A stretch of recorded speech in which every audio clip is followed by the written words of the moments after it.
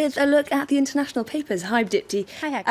Dipti, let's start with Friday's cyberattack that threatens to continue today. That's right. That cyber attack affected at least 200,000 people across 150 countries. That's according to The Guardian, which reports there are fears now that the aftershocks of the virus will be felt this Monday because for many employees, they head back to work. And in Asia in particular on Friday, they had already left work when the virus hit. So people are waiting to see what kind of effect it'll have on workers in Asia. Microsoft's president, Brad Smith, has likened the massive ransomware attack to the U.S. military having some of its Tomahawk missiles stolen.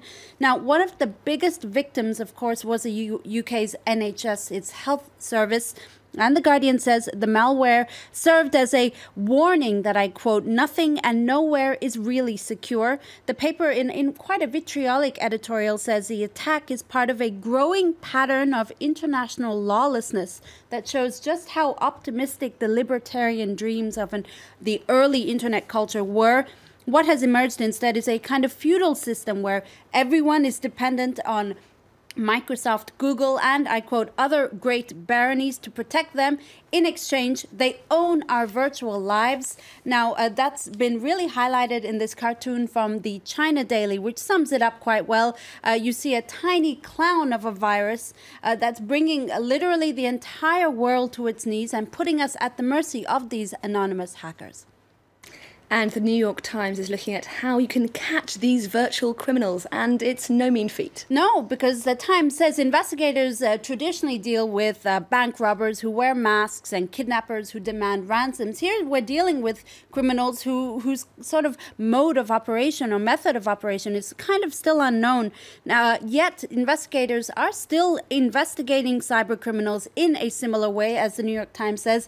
Old school sleuthing, but with a digital twist.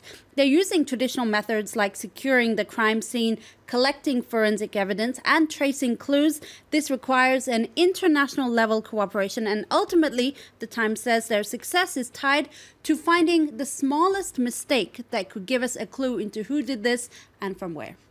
Now, papers around the world are also talking today about Emmanuel Macron's inauguration as French president yesterday. That's right. It was a sunny and modest inauguration. That's what Politico says, noting the good weather that accompanied Emmanuel Macron during the day, unlike the poor weather that often served as an ominous sign for his predecessor. The transition of power was a clear sign from Hollande that Macron is a political heir. That's what Politico's writers say in this article, and adding that his entry will lessen the humiliation of Hollande leaving office, having not even contested a second term and being the most unpopular president on record. Now, the German daily Die Welt is also looking at Macron's inauguration, saying there are no words big enough to describe his ascension to power. Quite grandiose article, noting that everything from the choice of the vehicle that he came into the Elysee with to the First Lady's dress was symbolic. Everything was symbolic. It was carefully chosen. The paper notes that Macron's importance to the Franco-German relationship, of course, he's meeting with Angela Merkel today, lies in the fact that he appointed Philippe Etienne, who was the French ambassador to Berlin, as his chief diplomatic advisor. Let's travel to India now, where a horrific rape and murder of a young woman has once again shone the spotlight on women's rights in the country. I would ask everyone not to give birth to daughters to avoid this day I'm seeing. Those are the harrowing words from the mother of a young girl who was gang raped and murdered, allegedly by her jilted lover and his friends after she refused his marriage proposals. That's according to the Indian daily, the Hindustan Times. Very strong words from her mother that once again reflect the tragedy and harrowing nature of these kind of crimes. This one took place in the state of Haryana, the state of the capital, Delhi.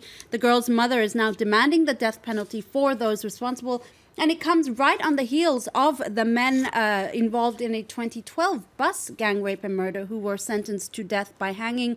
Now, the website India.com reports that the State Minister for Women is now demanding that dedicated separate tribunals be set up for, quote, speedy prosecution of cases involving sexual assault against women. Now, Deepti, finally from you, a bit of good news for one young Formula One fan in Spain yesterday. Tell us more. Oh, I love this story. It's really, really nice and very heartwarming, Haxi. 6-year-old French boy Thomas Danel, who's from Amiens, just like our new French president, by the way, was in Spain yesterday to watch the Formula One Grand Prix with his family. And in particular, cheer on his hero Kimi Raikkonen, who drives for Ferrari. Unfortunately for Thomas and Kimi, the Finnish driver crashed out in the first round after a collision, much to Thomas' distress, as you see him completely in tears here on the left of this picture. This picture went viral, and a social media surge ensued, according to the Sydney Morning Herald. And Ferrari were then quick to invite Thomas and his family back to meet Raikkonen, who's actually famously known as the Iceman for his cool composure. Suffice to say, he certainly thawed after seeing how devastated the young boy was. Deepti Laurent with a look at the international papers. Thank you very much.